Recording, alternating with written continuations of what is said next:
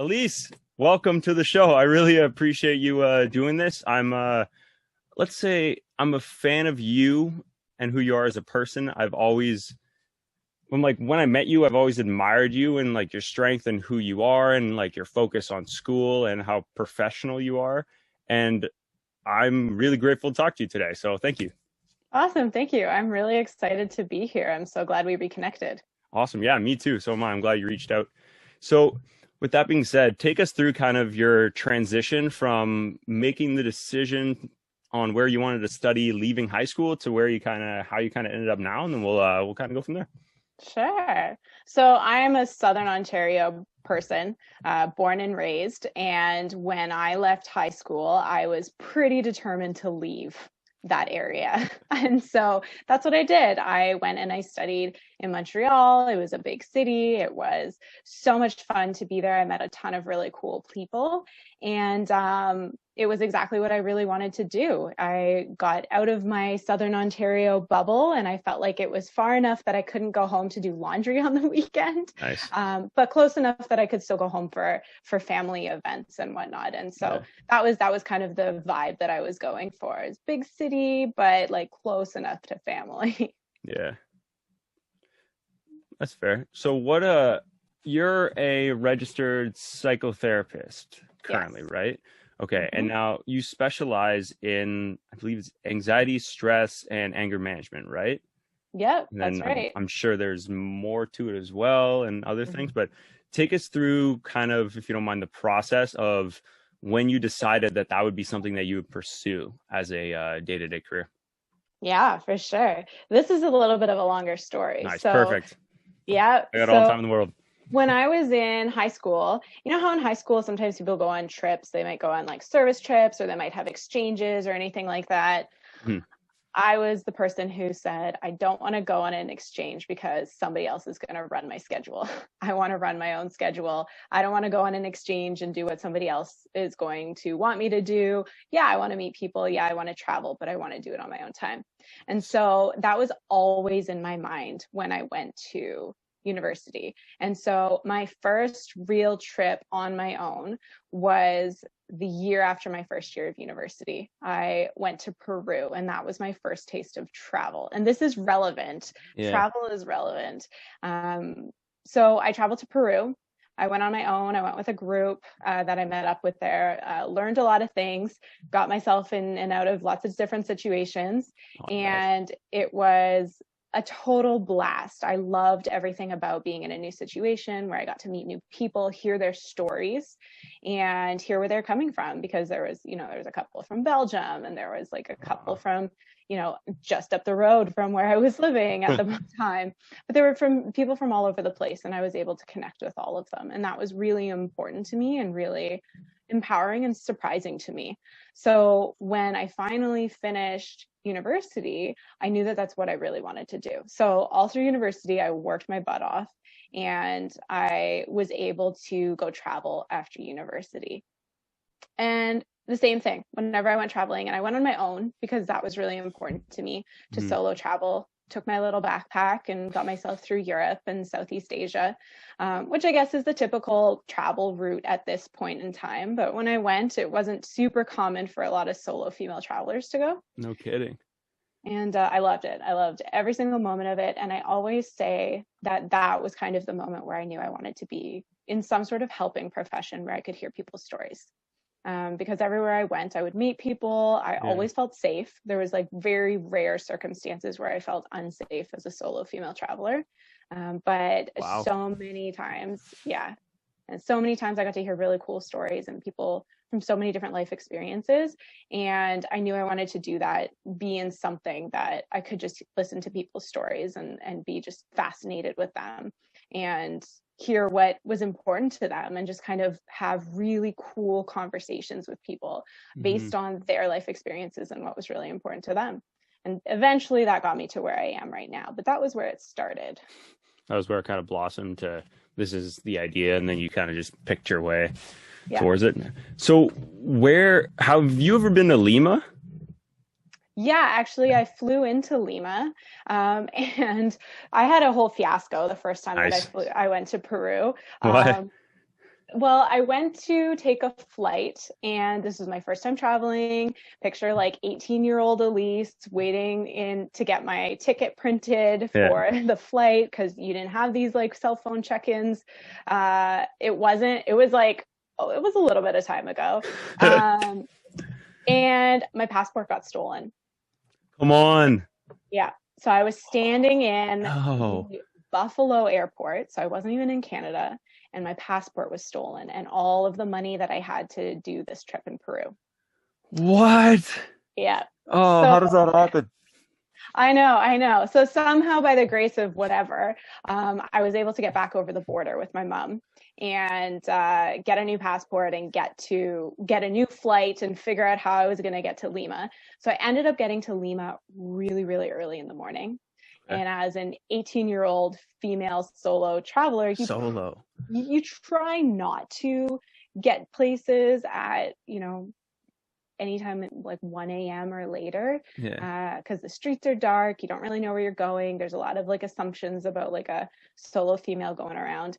And I probably looked like a baby. I probably had big wide eyes and was, just such a target. But everything ended up being fine. However, I had booked a equivalent of like a limo to get me to where I was staying that night, so that I could meet up with the group that I was traveling with. Yeah. And got into this thing, prepaid for it. I was the only one, and there was the driver. Yeah, the driver got lost, pulled over to the side of the road in the middle of nowhere in a neighborhood to like call his buddy. That's so terrifying. So scary. So scary. Of course, I don't speak the language. I didn't really understand what was going on, and you don't have service. You don't have anything like that. I couldn't figure out where I was. I have learned a lot from this moment. However, this was a good introduction to traveling alone. Yeah, and like what can go wrong? Yeah. Oh So my eventually God. the driver figured out where he needed to take me and Oh took no. me there, and it was fine, and I got there and great, no problems whatsoever. Yeah. But there was a good 10 minutes of time there where I was like, I don't know why he's calling someone, and I don't know what's gonna happen. What, I have no idea. And by this time it's like 1:30, 2:30 in the morning. So Huh. Yeah, middle of the night, not even morning yet. That's oh yeah, my. See, in a city, in a country I've never been in. yeah, language you don't speak. Guy pulls. Isn't that your job to know where you're going as a driver? Like the one thing you need to do in order to be a good driver, and like the minimum requirement should be know where the end destination is. Mm-hmm. Mm-hmm. Weird. Yeah, I Oh don't know. no. I feel like in some places there are just so many little streets and alleyways that have addresses that you just wouldn't really go to necessarily. But I mean, yeah, it was a scary circumstance to say the least. No kidding. So then with it, I like that though. That's funny that the first attempt to Peru, you didn't even make it. You had to go Basically. back and then redo it. And then, oh my, Yeah, oh yeah, no, just yeah. That playing was that my through. introduction. It was my introduction to traveling, is how stressful it can be. I learned pretty quick that you have to really take care of yourself. You can't rely on other people when you travel Yeah. necessarily, and that's really freeing in a lot of ways Mhm. because you always know where your own stuff is. You're never having to worry about someone else, and you kind of fend for yourself. And I'm not saying that Yeah. in like a everything is terrible kind of way. I'm just Right. saying it as you're responsible for your own thing. And I think when you live in like the society that we live in, you don't necessarily always have to fend for yourself. There's always something that you can get some help from a friend, if you have roommates, if you have a partner, if you have parents or something. But I was really in a situation where I had literally nowhere else that Yeah. I could ask for help. And that was my introduction basically to travel. And I think it was a good introduction because everything ended up being fine. But it kind of colored in a good way what I felt was my responsibility to myself, to keep myself safe, to keep myself informed of where I needed to go Yeah. moving forward. Interesting. So then, wow, that's really cool. That's really cool. That's a pretty sweet story. Yeah. Wow. So Wow, because I was going to ask when you think of Peru, what is one thing that sticks out to you from that experience? But sounds like you answered that question just with that. Like that's crazy. Unless Oh, there is one thing. no, actually, that's not really what stands out to me. Usually Really? that's what I'll tell. Like, I mean, that's a good story. You got to get at Yeah. that, right? But usually when I think of Peru, I think of the trek that I did. So when you go to Peru, a lot of people do the Inca Trail, Yeah. right? And everybody knows about the Inca Trail. Yeah, well, you have to book that thing so far in advance. Like Machu So Picchu? yeah, to get to Yeah. Machu Picchu to do that, because they only allow a certain amount of people on the trail, and you're only Makes allowed to sense. do so many people in Machu Picchu at a time. All those things. I mean, it makes sense for safety reasons, for like conservation reasons, Yeah, that's a of huge course. one. Yeah. I just didn't get that option. So I did another trek called the Laris trek. And that trek, I think it was 4 or 5 days, but it wasn't as traveled. There weren't as many people on that trek, Oh, that's but cool. it was very similar, like beautiful scenery and hard trails.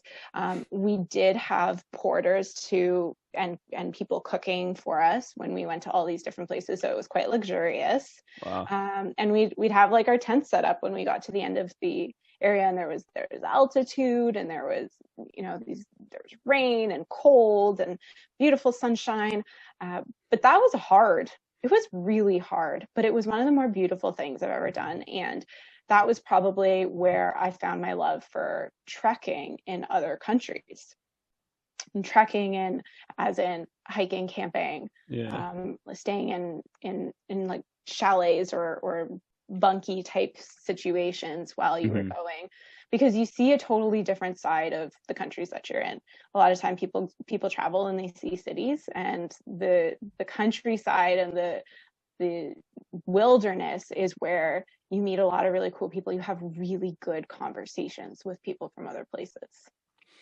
What's that you can remember, maybe if not from that one, but from all your kind of experiences overseas or down south or south of the border, Mhm. what is one that not maybe that you've experienced, but one that you've heard somebody say, or story that somebody's told you, or a lesson that they've learned or gone through that has stuck with you, that just takes the cake at the top? Mm, that's a toughie. I'm not really sure. There were so many different stories. I think what really stands out to me as a general thing is people would tell me about the experience that they had going the places that I was about to go. Nice. So often when you're traveling in hostels or guest houses, wherever it might be, I mean, you run into other travelers that speak English, and you ask them about where they've been, where they're going, and you swap stories. And the feel of, sitting down, you're at a bar, you're out for dinner or something, and you're swapping Yeah. stories about the places that you've been, you're giving advice. And everybody really likes telling what you should do, like giving advice. Oh, Yeah. this was so awesome, you should do this, you should definitely. And there's this one random place at the side of the road you have to stop for food, that's like the best place you can stop. There's and you get those types of little things because people accidentally go to places and they turn out to be such an amazing experience. And then you have that flavor going into the experience you're going into, is they've told you how amazing it was. And Mhm. then you get to go and see that with the viewpoint that it's already going to be absolutely amazing. And what's interesting is how much that impacts your experience of the next thing.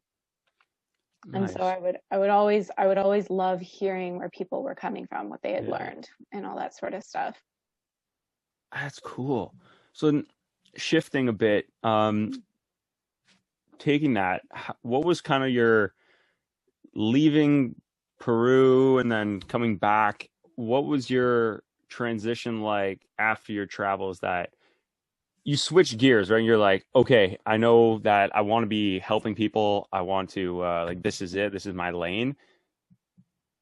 Once you had that information and you knew that about yourself, how did you put that into something as psychotherapy? Like, how did that kind of stem into something that's now provides you your living? Well, I mean, I had a couple years in there where I was traveling, but then I also was in Canada and I was Mm. working. And so over the time period of maybe 4 years or so, between graduating from my undergrad and starting my master's in psychotherapy, Mm. I did travel quite a bit. But I was also in Canada quite a bit and meeting people and all that sort of stuff. And when I finally started my master's, um, it was kind of by fluke, to be honest. What way? I was applying to places to be a physical therapist, you know? Oh, right. Yeah, yeah, Yeah. yeah. Yeah. And Yeah, that's Glenn, right. you and I, we met working in like a exercise facility, Yes. right? Like we basically worked in a gym together. That's how Yeah, we know. essentially. Yeah. And that was a huge part of my life, was exercise and fitness. Oh, yeah. And I've been on various sports teams throughout my life. That was a huge part of my life. And so because of all the time I'd spent in a gym and helping people and preventing myself from being injured, Hmm. I wanted to do that for other people. I talked to so many physiotherapists in my life, and I wanted to do that because I thought it was really cool. Yeah. And I had some really good physiotherapists who would like chit chat with me, and they would explain things to me. And the biology and physiology of it was fascinating to me. And so I was applying to all these physical therapy programs. And then someone very dear to me said, "Oh, hey, I saw this program for psychotherapy, and maybe you should apply to it." So I did, and I got in. And the excitement that I felt That's when I got into the crazy. program, what far outweighed any other excitement for any of the other programs that I had Really? applied to. Yeah. Why do you think that is? I think my gut knew that I just wanted to go in the direction of psychotherapy rather than physical therapy. And I think my idea of physical therapy was, well, I've done this my whole life, basically. I have a very good understanding of the connection between body and mind. Hmm. And I would talk to my physios about that, as they would talk to me about like mindset and all that sort of thing. So I think I knew I liked that. And I think I thought it was part of the job description a little bit more than it actually is, although a physiotherapist can correct me on that one. but then, so getting into a psychotherapy program, that was the moment that I was like, oh yeah, this is good for me, and it kind of clicked Nice. into place. Yeah. Interesting. Huh. Hmm. I always find it fascinating when people have those aha moments, or those moments that they didn't realize or they didn't know that that's what they wanted until it took place, right? Like, there are some people I'm aware of that I'm friends with now, or I've had on the show in the past, and they're like, I knew this is what I wanted to do. I've always been a jolly, outgoing type of guy, and I've always wanted to pursue acting, so that's why I'm an actor now. I'm like, all right, cool. But some people aren't as lucky, and some people have to go through those experiences to find out, Hmm. right? So Hmm. what I'm wondering is, how do people go about, from your experiences and what you've seen, what do you recommend for people to go through, or to experience even, in order to find that answer, or to get that, oh yeah, now I know what my lane is. Now I know what I want to do. Yeah. I think, my favorite thing to say is, you don't know what you don't know. Yeah.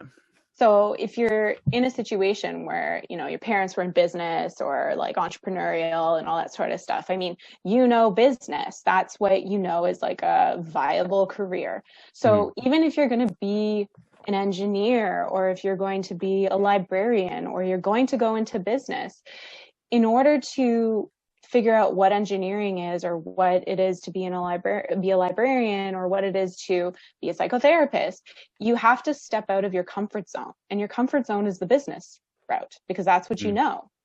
And to step out of your comfort zone requires you to learn something new. And then you can say, oh, I know that now. I see that. I know stuff about that.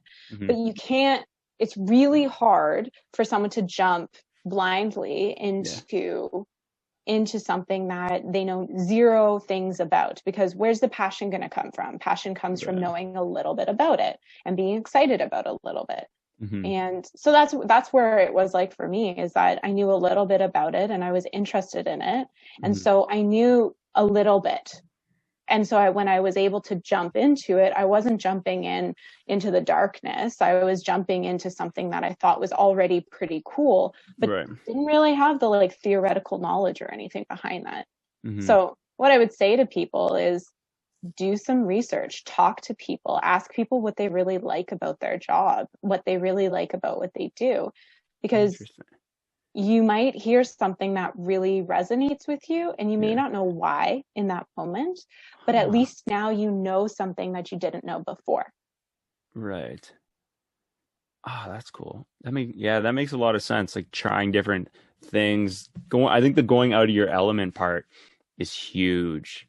Mm-hmm. Like there's a lot of people that maybe, and I don't know if blame is the right word, but I guess that I notice tends to fall on like the parents, like the influence of parents on their kids is Mm-hmm. huge. Oh yeah. Oh Like yeah. I know it's people who crazy. grew up being told, well, you're going to be a doctor when you grow up for sure. Like I'm a doctor, you're going to be a doctor. So that's the only way that they go. And so of course, the only thing that they've been exposed to and the only thing that they know is that they're going to be a doctor. Yeah. And so it actually creates that much more anxiety and fear of failure when you try something a little bit different, because when you know, and I'm like using like quotations here, when you Yeah. know that you have to be a doctor, Yeah. then everything else is unknown and everything else Ah, feels maybe like a failure, maybe like going off what you're, quote unquote, supposed to do. mhm. And that can be a really scary point. And this Yeah. doesn't have to be like, you don't have to leave high school and say, well, I'm going to be an engineer for sure because my dad's an engineer or whatever. You have flexibility. People transfer programs all the time. Yeah. And you're able to try out different courses or read stuff. You can do that sort of thing. You just have to take the time for it. Talk to different Hmm. people. It doesn't mean you need to, oh, I don't want to, my dad's an engineer. I'm supposed to be an engineer. Well, actually, I'm just going to apply to a poli-sci course because I think that would be a different place to go. I mean, you don't have to jump 2 feet in. It could be smaller explorations into things you don't know or the unknown. Right. Yeah, before you drop $25,000 on Yeah. an education that you don't end up using or getting anything out of per se. Yeah, for sure. Like taking a leave after your last year of high school is, some people love it. I don't Hmm. know if you know anyone who's taken a leave after high school. Quite a few people, and they all say, I've never heard anybody say the opposite of what you just said. They're all like, "Oh, I took a victory lap." That's a common one that a lot of Hmm. like the guests I've had who are my age or a bit younger on the show have often said the victory lap made a huge difference for them as they were able to focus more on the programs and learn a bit more. There was less stress. It was new people, right? Because it was the year below them. So the focus was more on what they were doing or making a decision. And it gives you a whole nother year to do it. And so I Yeah. think doing that, whether it's in the victory lap or like you said, just taking a year leave, I guess, afterwards and Hmm. going exploring, then I think that as itself is an unbelievably freeing thing to do. I don't know how easy that is, Hmm. but question for you now. Hmm. If you could wave a magic wand and go, this is the perfect way to do it, from what you know and what you've learned, kind of what, like leaving now, what's that transition supposed to look like? What is it, like 3 years high school? Is it like 7? Is it 6 months instead of a year? Is it, oh, now we jump after graduating, you go right into university or you go into this program or you go across the world? Like what's that look like in a perfect world? I don't know. I think it differs for people. Some people don't like travel. Some people want to work right away. Some Yeah, people know, like lucky people to leave their high very school and know what they want to do. That just wasn't my experience. If it was crazy. someone who was exactly like me, I think probably what would have been a really good way to do it was finish out high school. Don't really know how long high school would be, but Yeah. then to have like 6 months off to travel, to explore, to rest and hang out with friends. Yeah. But with the purpose of having a little bit of alone time or a little bit of new people time. So not really spending 6 months just hanging out with your friends that you've known for forever, but really taking the time to do something new, whether that's a trip or like I don't know, a service trip, a mission. A lot of people find a lot of value out of like a mission. But then, and then to go to university or something, or college, or, you know, a diploma program, or then to start a job, or an apprenticeship, any of those things that, you know, where you have a little bit extra time. I think through the pandemic, what we've really learned is that people need to slow down. And, you know, to all the people who are in high school, there's a lot of pressure when you're like 16, 17. It's absurd. It's crazy. It's like, here, decide the rest of your life. What? Nobody's going to do that. Nope.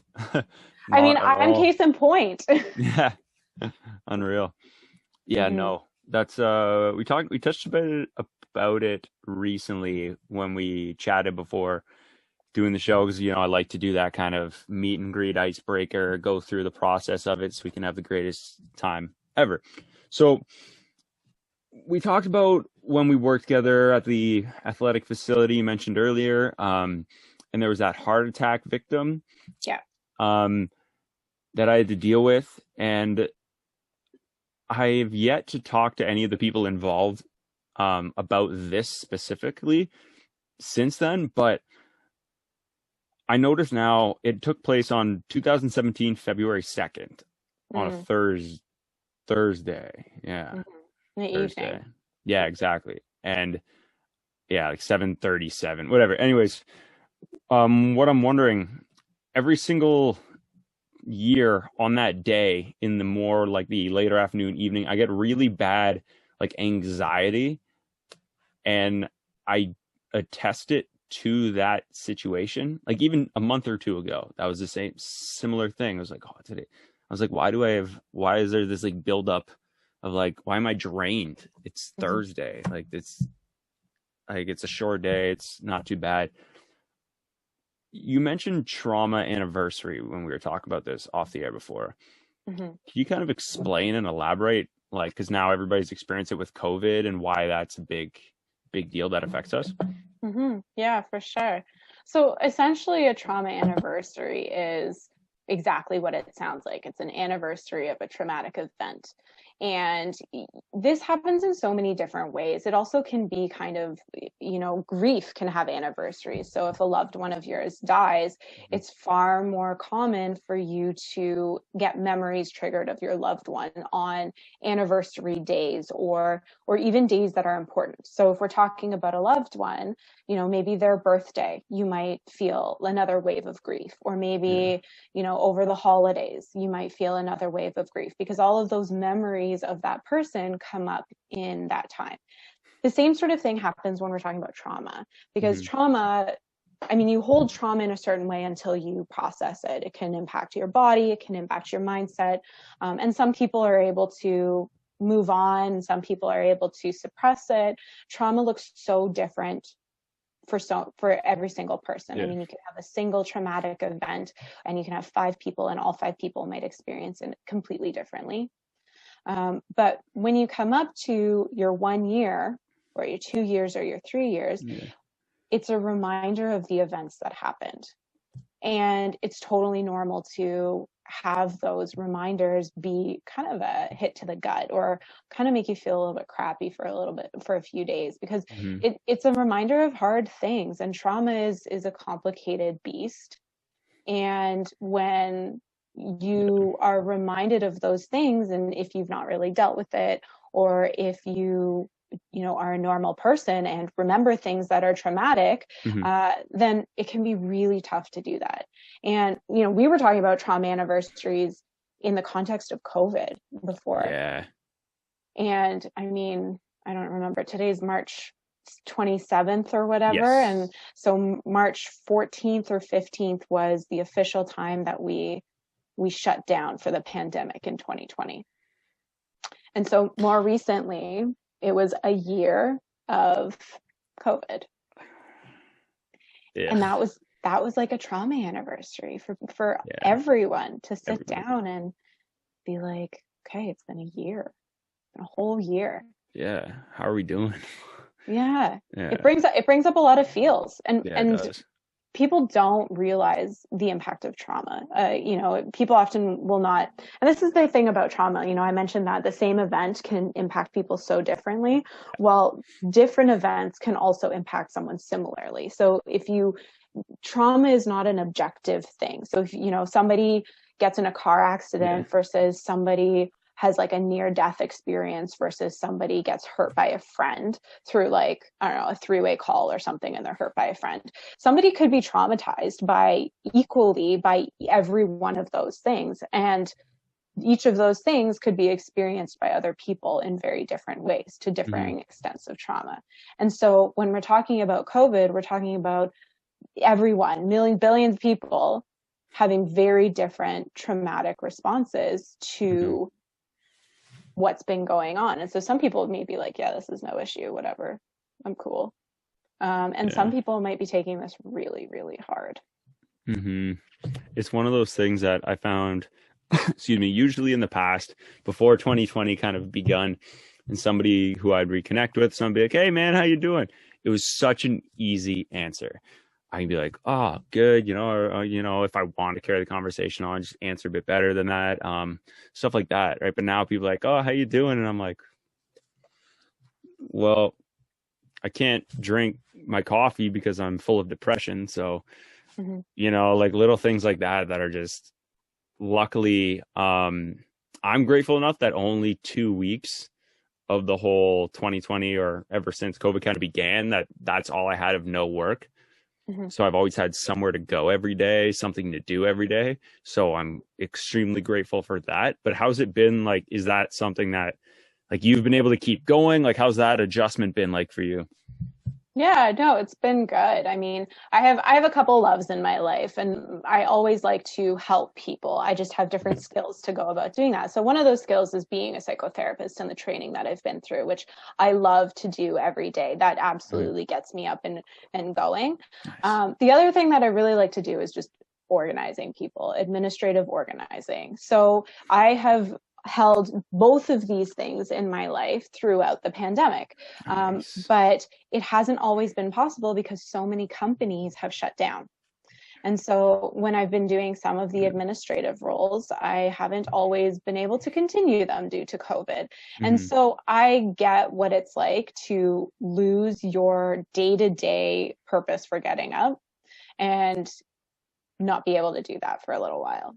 And it's hard, right? A lot of people hold their identity in work. Yeah, very.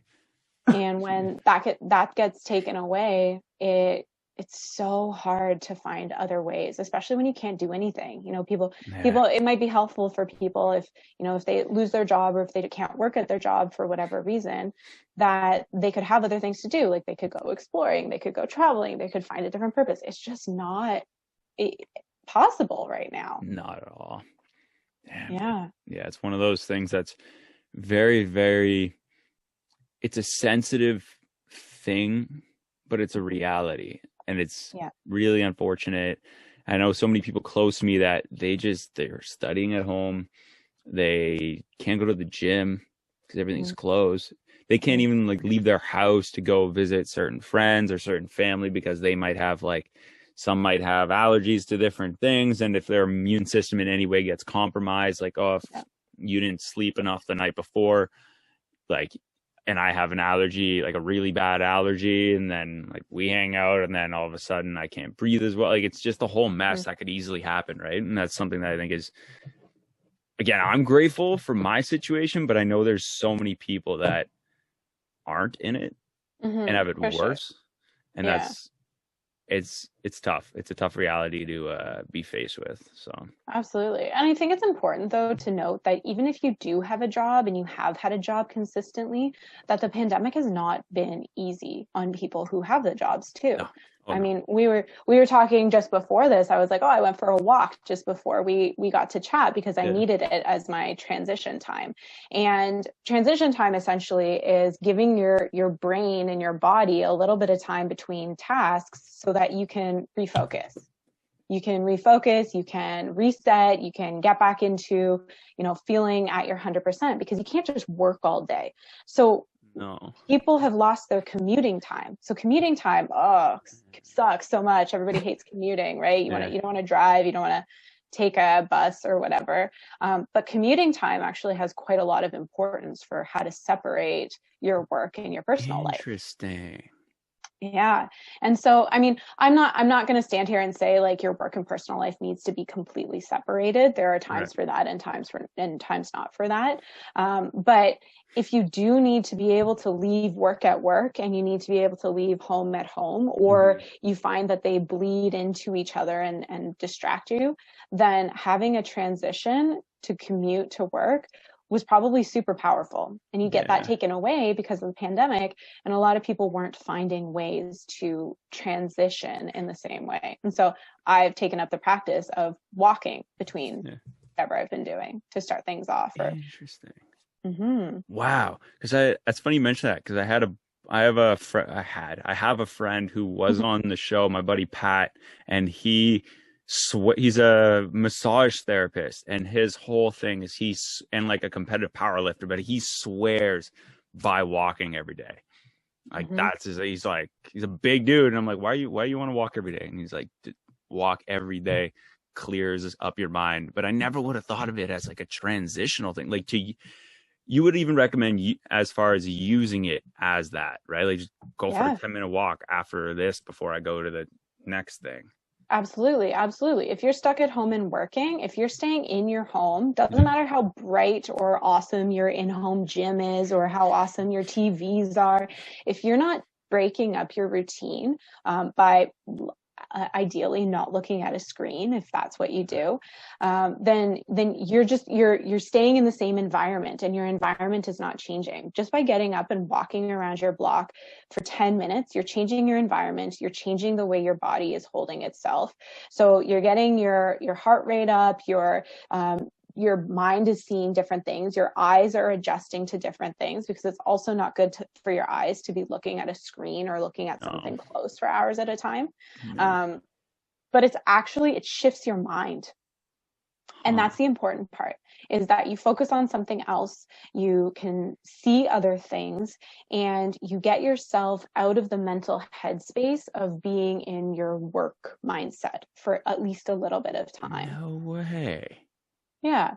That's so cool. Yeah. I know what I'm doing right after this because I have a bad habit of that. I have a really bad habit of that.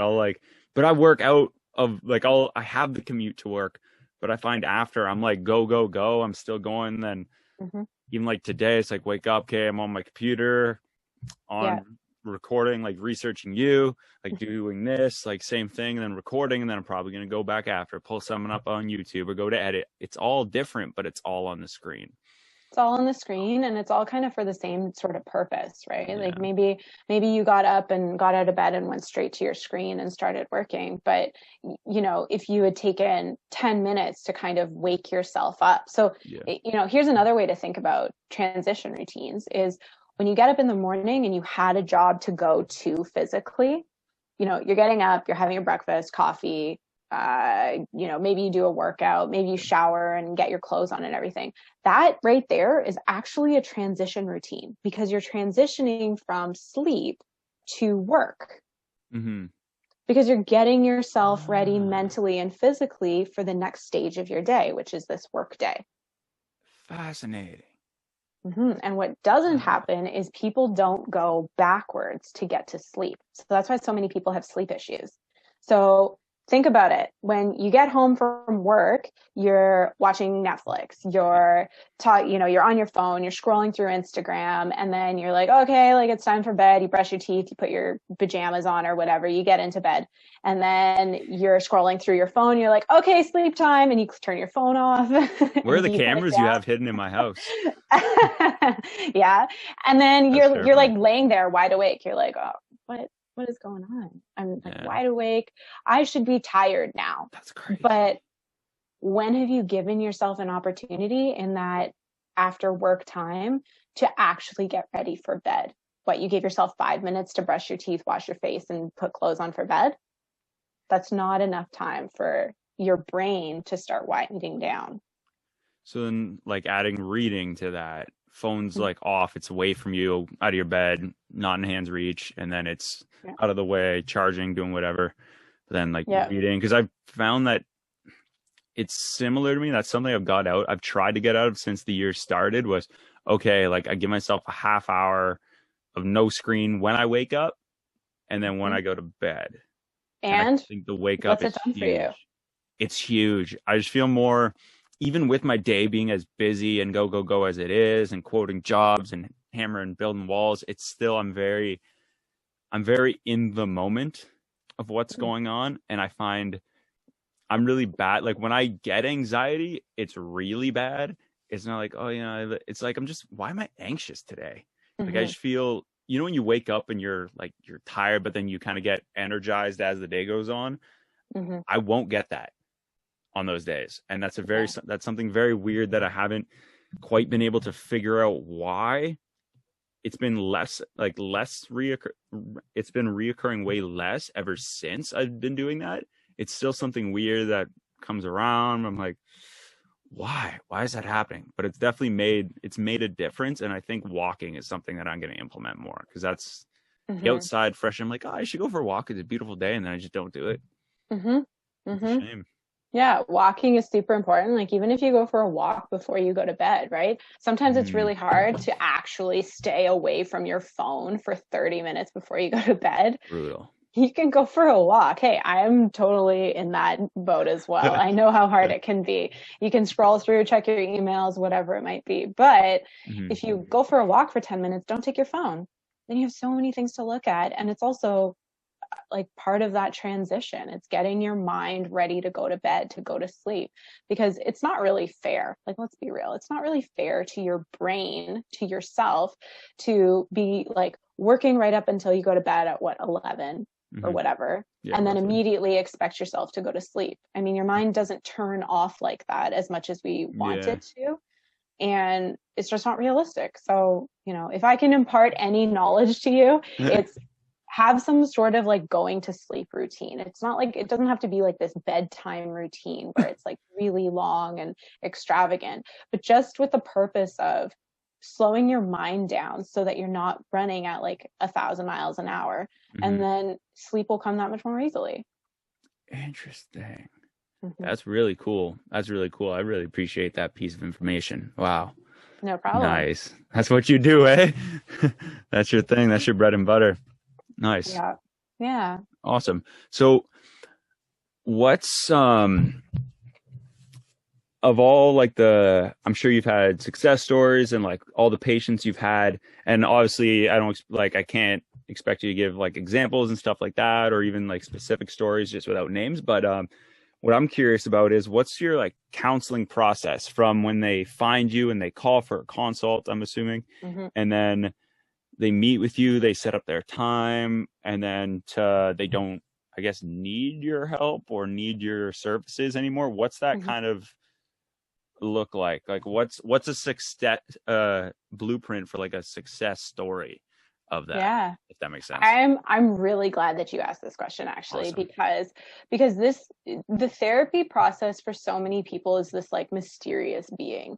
People don't necessarily know what it looks like or what it should look like or what it should feel like. And the truth is that therapy always looks different, because you're basically having two humans have a conversation. One of them happens to be trained to notice things, but you're talking about the things that the client or the patient is experiencing. And so obviously everybody's experience is so different. but there are some things that you should feel. So let's go to the beginning. There are a couple different ways that you can find a therapist. One of the best ways is just to go on like a database online. One of the ones that I can think about is Psychology Today. And so a lot of therapists will have a profile on Psychology Today or Google or wherever it might be. There's a bunch of different databases out there, and you can do a search based on location, based on, if you're looking for a certain, like a therapist of a particular gender, or if you're looking for a therapist of a particular religion or focus. For example, some therapists are only like anger based. They only work with anger, or they only work with anxiety. And so you can search that. You can actually find someone based on certain criteria that you're looking for. And that's your first step, is to just kind of browse through some profiles. What people really need to know at this point is that you're looking for someone's profile that speaks to you. The most important thing about the therapeutic process from start to finish is that you feel comfortable and you feel like it's a good fit. Mm-hmm.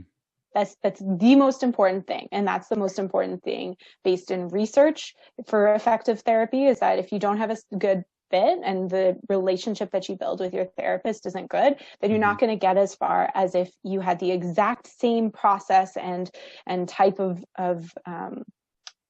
treatment, if you liked the therapist and you thought that they were a good fit for you. So that's something.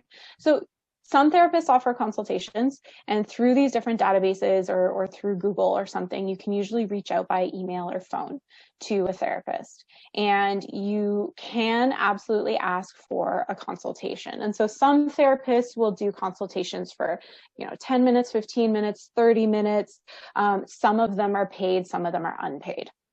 And I recommend doing a consultation, because it means that you get to chat with the therapist and get a feel for them. And first impressions do matter. 100%, especially in that, I can imagine, like in that dynamic, huge. For sure. You're going to spend hours of your life talking with this person. Yeah, sharing intimate details, everything. Yeah. Yeah, exactly. So do a consultation, check in with yourself. I always tell my new patients, check in with yourself while we're in the conversation, check in with yourself after this conversation, check in with yourself 3 days later, and make sure that things are feeling okay, because the fit is of utmost importance. And I always stress that, because it truly is. Mm-hmm. So that's like leading up to the consultation. And then what happens is usually you book an appointment. And that first appointment is kind of like a get to know you appointment. So some people will refer to it as like an intake appointment. And that is where you talk about confidentiality and you talk about the things that you should expect in therapy. And in that conversation, your therapist should give a little bit of an idea of how they approach therapy, what their approach is, what their modalities are, and to explain those modalities, give you lots of opportunity for questions. And then they should talk to you about confidentiality. And so confidentiality is, we're having a conversation. I'm not going to tell people about this conversation. If your best friend or partner or sister comes and asks me if I'm seeing you as a therapist, I cannot confirm or deny that. Wow. Because that's confidentiality. Because as a patient, you need to know that your stuff that you're talking about is going to stay secret. Yeah. And so you need to trust that and this is all based in the ethics that we sign on to. 100%. So confidentiality is of utmost importance as well. So the fit is really important and confidentiality is really important.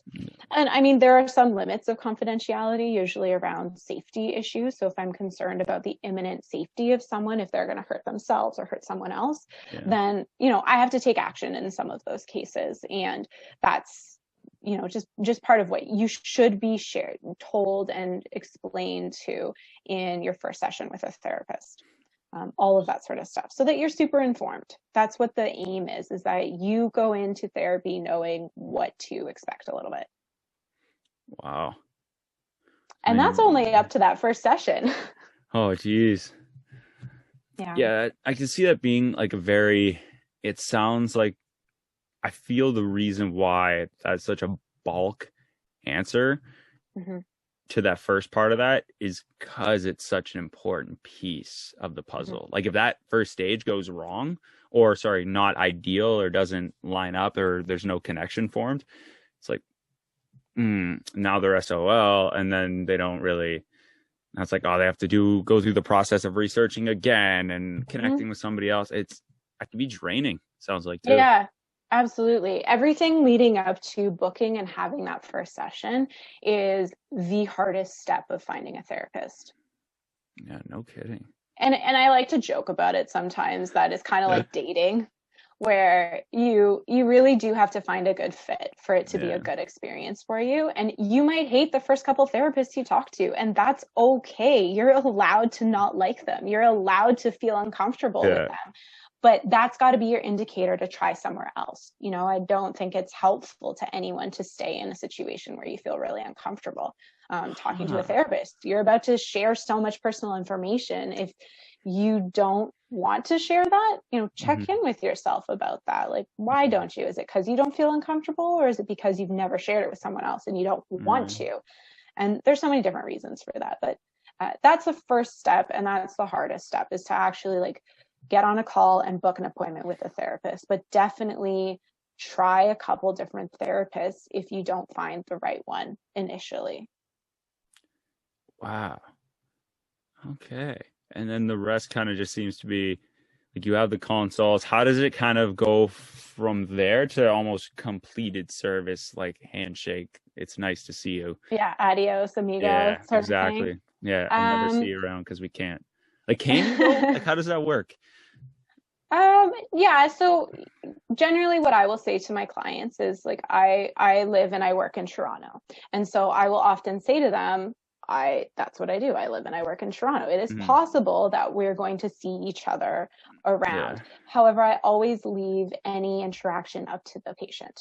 You know, I am going to, you know, it's not me ignoring you. It's me giving you your privacy and space to make the decision on your own.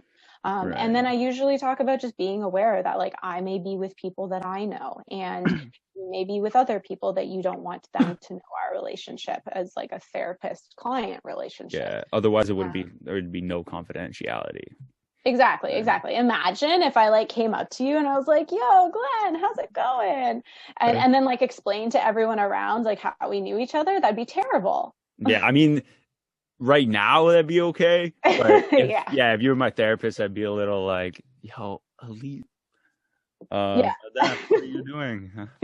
It'd be super uncomfortable, and I can only imagine. Big no-go. It's a big no-go. That would be breaking a lot of confidentiality things. But so from then on, from that first consult, I mean, you go through the intake and you get asked a lot of different questions just to get to know you. And the first couple sessions really are getting to know you still and trying to figure out, okay, what are these goals that you want to work on?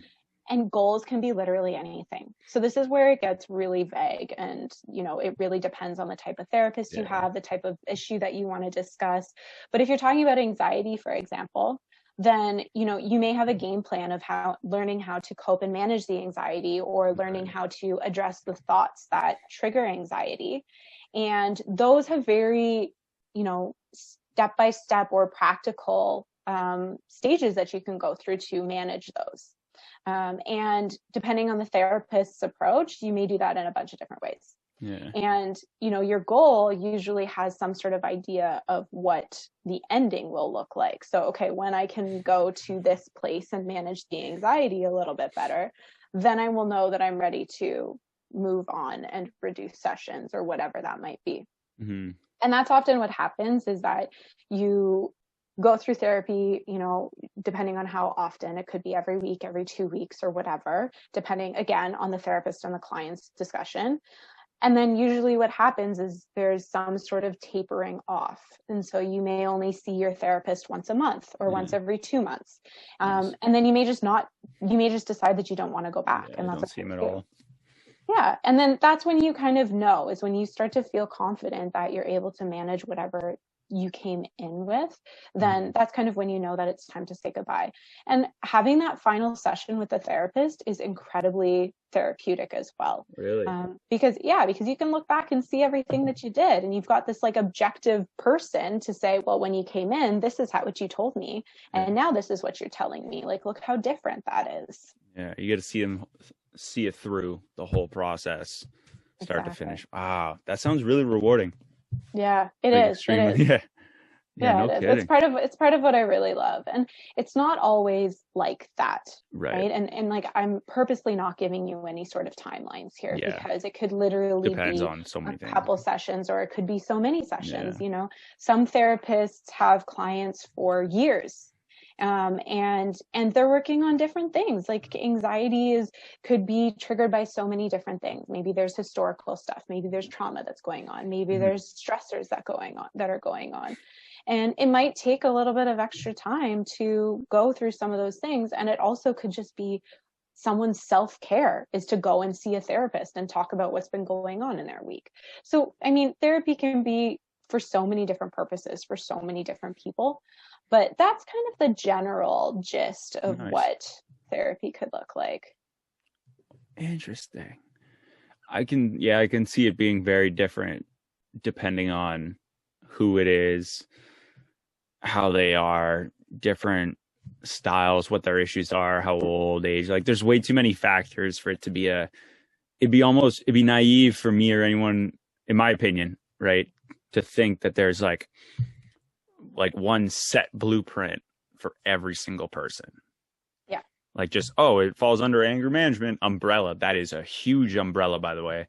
I can imagine you can attest to that. Correct me if I'm wrong. But that's that whole like huge umbrella of anger management. It's like, we have a blueprint for it. Here you go. You can solve all problems. Like, and it's kind of naive to think that way. So it's interesting. Yeah, absolutely. And there are so many different types of therapy out there, different modalities, and some of them do give more of a blueprint than others. And so, you want to work based on the evidence. I mean, therapy and psychotherapy have been around for ages, right? Like, if you think of, when religion was much bigger part of life, I mean, the priests were basically like counselors, and still are till today. The emotional support that they provide to people in their congregations is huge. People just don't go to their religious locations anymore as much. And so there are other places that are coming in, but people have been studying psychotherapy for hundreds and hundreds of years as well. Interesting. Huh. How do you, if you can share this, if not, it's okay. How do you connect with your clients? Like, what is if you have a strategy or something, or same as you connect with anybody? I'm just real. You would know if I was being a little bit weird or like, a little bit, off-putting. You would have a sense of that. You would have a sense if I was like trying to sell you on something. Like, you would have that sense, right? 100%. 100%. Yeah. So I'm just real. I'm super transparent with my clients. I'm real with them, and they need to fit with who I am. And if we start therapy and then I turn into this totally different person, that's such a breach of trust, first of all. Yeah. It's like, who are you? Yeah, this isn't the person that I had a consultation call with or whatever. But I'm just real. Like, this is me. The way that I'm conversing with you now maybe is a little bit more familiar because I'm actually talking about myself. Whereas when I'm talking with my clients, I'm not talking about myself. That's not the purpose of therapy. Right. You're not friends having a conversation like we are right now. And you've never struck me as somebody who's like, you're always transparent. Like, you're like, you'll say it as it is. You'll call it like you see it, and you'll say what's on your mind. It's like, if someone doesn't like it, that's their problem. Like, it's a good thing, right? Yeah. Like, it's like, hey, now there's no like, I wonder what Elise is thinking about this. Because chances are, if you're too afraid to ask her, she's already told you. So I'm like, all right, that's so that's something that I'm like, that's interesting, that's cool. You're like, no, just no BS. Like, this is it. What you see, what you get, what I'll tell you that's smart. I think that's really cool. It's a really cool thing. Yeah, absolutely. So when you reconnected with me and then we kind of connected a bit further, and then I messaged you on WhatsApp. Your photo. Tell me about Tasmania. Oh my goodness. Yes. So I mentioned a little bit that I spent like 4 years where I was traveling or I was at home, working, right? I was working. I was trying to figure out like, what are my next steps before I apply to what I thought was going to be a physical therapy program. So one of the things I did is I actually went to Australia to do a working holiday visa. And so at that point in time, I actually don't know if this is still true, but if within the first year you're in Australia, you do a certain amount of time working, yes, what they call like farm work, which basically is like any work in a certain amount of postcodes, basically, because some of them are considered like rural postcodes, and so you can do work there. Okay. So you try to work a certain amount of days in the first year that you're there, and then you get a bonus year if you do. Oh, that's cool. Oh, because I know my best friend is doing that right now. Oh, okay. So second year. You might know more about it than I would, because this was a little while ago, and they tend to change things. No? You don't talk to your friends? Yeah, well, I mean, not about sometimes about that kind of stuff, but yeah, I think it's the same. Honestly think it's similar. I just can't remember the exact. There are one or two things you mentioned that I don't know, but you called me out on Elise. I don't communicate with him. He's not really whatever. It's like visa stuff is complicated. So it is, yeah. So when I was there, I tried to get this second year of being in Australia by doing a couple of different jobs. But a lot of the jobs are seasonal. And so I did a bunch of different jobs while I was there. And like my WhatsApp photo that you have, I'm covered in dirt because I was weeding a bean field. Yeah, that look. Thank you for that face. If you didn't see that face, it was complete and utter disbelief. But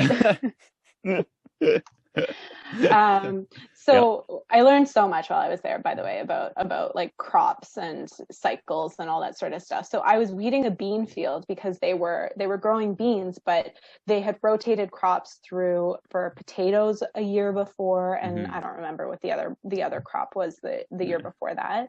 But all these potatoes were popping up, and we wanted to grow beans, and so we had to weed the potatoes out. Okay, interesting. Yep, and that was a lot of on your hands and knees, crawling through. Like, imagine when you're going on a road, you're on a drive, and you look, and there's just like fields of crops in every direction. Yeah, one of those fields probably was what I was on, and I was working with. Yeah. Now, I can imagine not the nicest weather, like not the most comfortable weather, I should say. Like, it's probably in the upper 20s, right? It was probably like 30 degrees most days. This was Australia coming into height of the summer, going into fall. So fall is coming into like March, April, and I would have been doing that in like a February, March sort of time, and it was very warm. So I have like this huge hat on so that I'm not getting super hit by the sun, and I have long sleeves and long pants on even though it's really hot out, just because the sun was so hot. Jeez. Yeah, because I was like, you're fully clothed, like you're all covered. What? Yeah. Just to not get burned, eh? Yeah, exactly. It's really hot.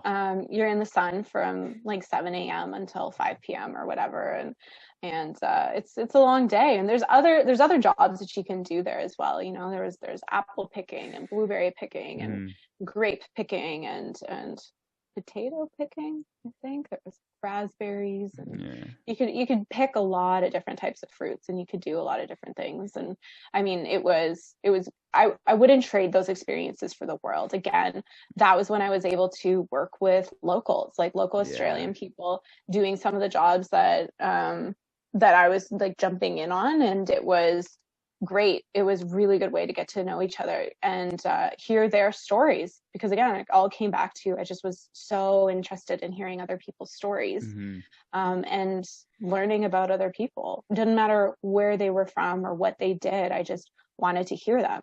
And that was just another place that I was able to do that.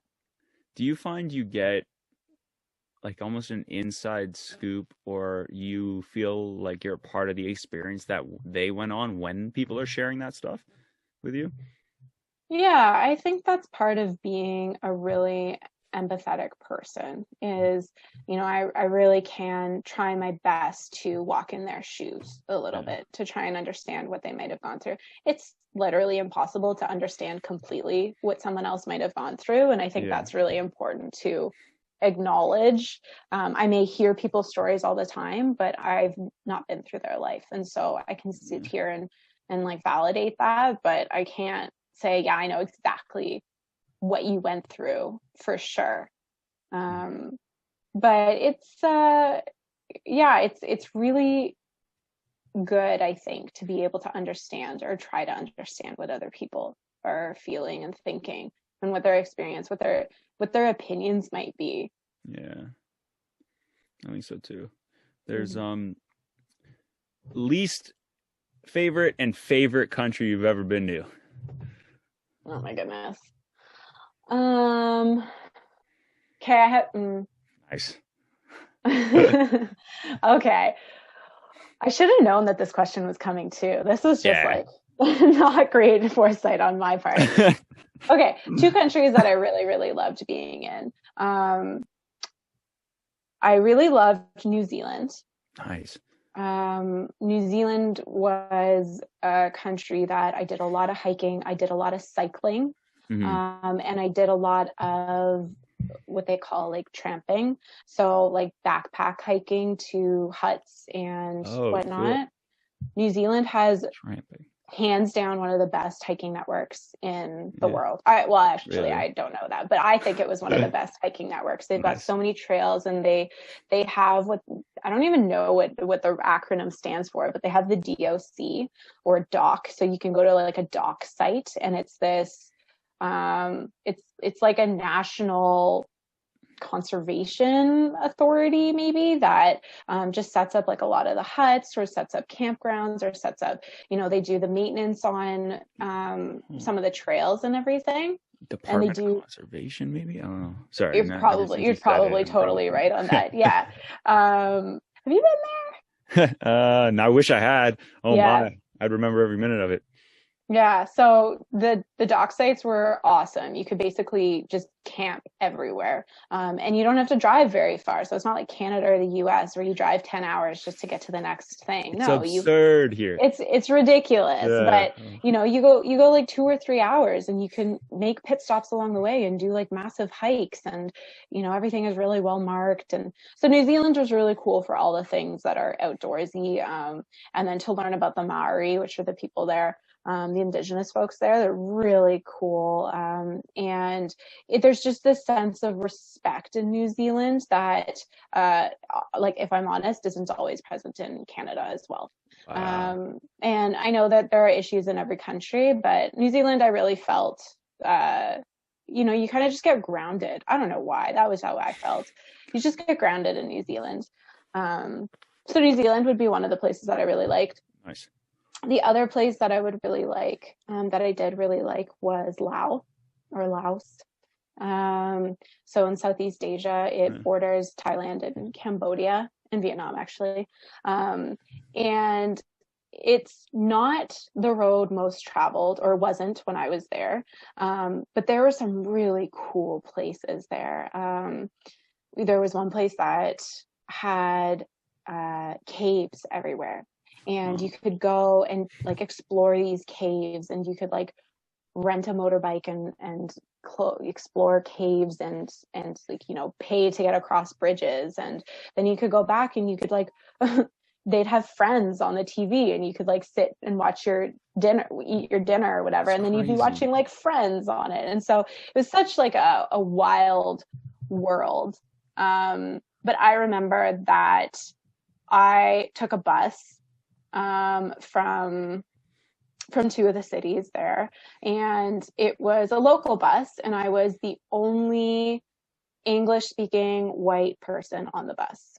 And like it was obvious, and I had to be respectful of that. And the bus got in an accident, and so the bus hit a truck coming the other way, And I remember being terrified. I don't think I'd ever been in an accident before. It was a super minor accident. But from that, I mean, I was sitting there and we were sitting in the hot sun for 3+ hours. And there was a woman beside me. We didn't speak any of the same languages. We couldn't understand each other at all. She bought me a Coca-Cola. Nice. From the store. I don't drink pop. And so she bought me a Coca-Cola. Of course I drank it. Of course I did. What was that like? It's really sweet. Yeah, I understand like I understand why I didn't drink it for so long. It was really sweet. But it was just the kindest, most caring thing I think that that I can remember from my entire time traveling is this woman took me to find a bathroom after sitting in this bus for hours. And of course this bus has got like bags of like rice, and there's like chickens, and there's people with babies, and so it's like very loud on the bus. Yeah. But we're waiting because the police have to come and they have to kind of fix the mirror on the bus and all that sort of stuff. But she took me outside. She took me to where a bathroom was. She bought me a Coke, and I was just like floored at the kindness. And that was so typical of everywhere that I went in Laos. And I like for that reason, like it was just such a beautiful place. Like there was mountains, there were terrible bus rides, but the people were just so lovely. And I could say that about so many of the places that I went, but that was definitely a highlight for sure. Nice. Now what's a low light? Like what's one? I know you're very like we're all about positivity and like it's good energy and stuff. Yeah. What's a like maybe not negative, but what's a just an experience that just didn't resonate well with you? Or it could be like a big teachable moment kind of experience.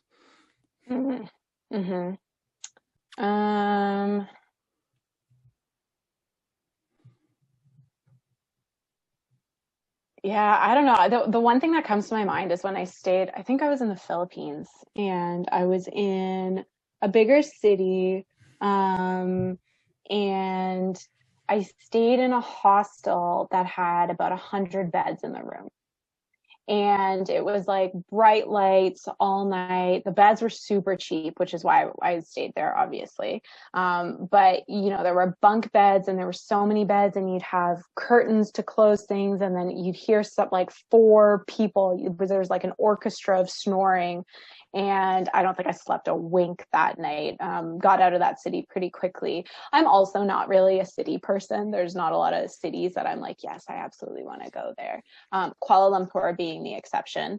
Yeah. But yeah, go to Kuala Lumpur. It's the best city ever. I loved it so much.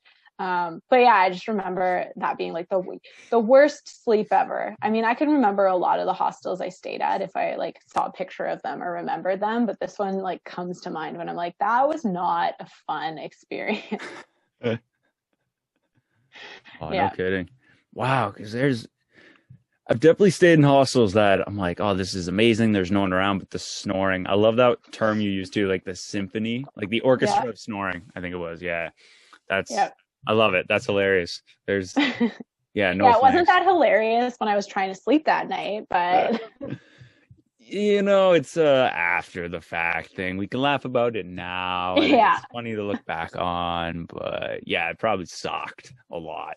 Yeah, it wasn't great. That's for sure. Jeez. So with that, what is like a misconception kind of now that we're like towards the end of it, what's kind of like a misconception people have, or sorry, that women have about traveling alone? I think women probably feel that it might be unsafe at times to travel. And I mean, yes, like there's times where like you can be a target because, people view women as weaker a lot of the time. It's not the case a lot of the time. But I felt so safe while I was traveling. I actually had no issues traveling whatsoever. When I did start having issues is when I started traveling with a male. So when there was a guy with me, whether like whoever it was or whatever my relation was to them, I was completely ignored. And whoever I was with, the male would be targeted for a lot more of the negative energy than I had ever received as a solo female traveler. Interesting. Mm-hmm. Why do you think that is? I don't know. I can make so many guesses about that. But that was my experience. I never felt uncomfortable when I was alone. And maybe that's just because like I'm a relatively short person. I'm pretty small in stature. Maybe people saw me, knew that I was a foreigner, obviously. Yeah. And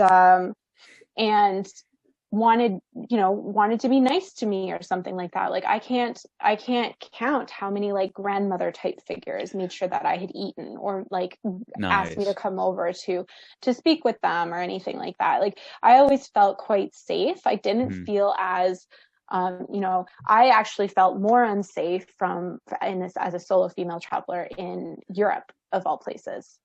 Wow. So all through Southeast Asia, all through, Australia and other places, I felt perfectly safe. And I may not have spoken the language or been able to read anything, but I never felt like I was in danger. Europe was a little bit more sketchy, if I'm honest. Huh. Yeah. And so people think I think people feel that when the culture is so different or the language is so different or writing is so different that it poses a lot more risk.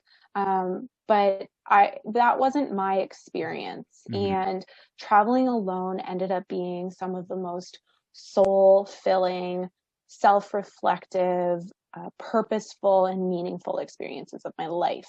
And I wouldn't trade that for the world. I am the person that I am today because I was able to travel alone and have the experiences that I had. And so I recommend it to any female who wants to travel on her own. That's awesome. Mm-hmm. Nice. So, Elise, to kind of wrap up, do you have any like things that you want to say or any like overall lessons or experiences that you'd like to pass on to the audience that has been with us for the past hour and a bit? I think two things is just to reiterate a couple of things that I've said. And the first thing is you don't know what you don't know. And that makes sense when we're talking about travel. We're talking about other cultures. We're talking about your next steps after high school or your choice of friends or partner. It can be so many different things. You just don't know what you don't know. And so if you can put yourself in a place to access some of the information from someone that you trust, then your world opens. So I think that's number one. Number two is try therapy and know that your comfort and feeling that you have a good fit with the therapist is the most important thing, and to trust yourself when you are meeting a therapist for the first time, to know that you know what a good fit is. Your gut is telling you what a good fit is, and to trust that. Nice. I think that's super helpful. And I think a lot of people, and I know I have some women who are friends of mine I was talking to about this conversation that we just had, and I know they're looking forward to hearing it and that's like, they don't know you, they just know you through me and what I've told them about our like history, and they're like, oh, okay, like cool, that's exciting. So I look forward to that feedback, and yeah, I'm super grateful you were able to share your very valuable time with me and demand that we make it happen. So here we are. Yeah, thank you. This has been great. I appreciate the time and the ability to share my story, but also just a little bit more about therapy, because that's so incredibly important, I think, for all of the self-development that we need to do. Yeah, absolutely. Awesome.